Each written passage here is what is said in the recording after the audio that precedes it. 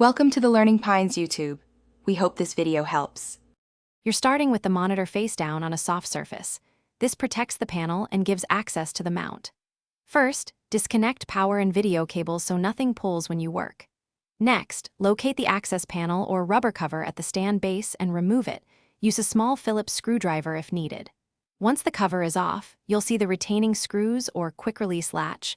Loosen screws just enough to free the bracket, but don't remove them completely yet.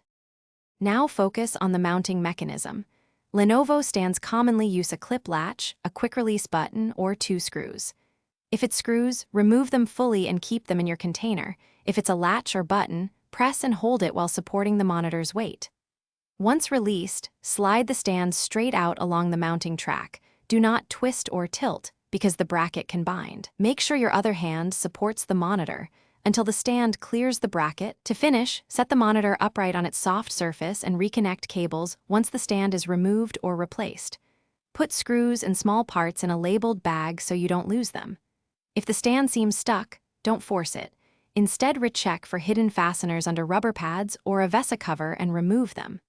If a clip won't release, depress and wiggle gently while supporting the weight. This stops damage. That final check prevents surprises when reattaching a new stand.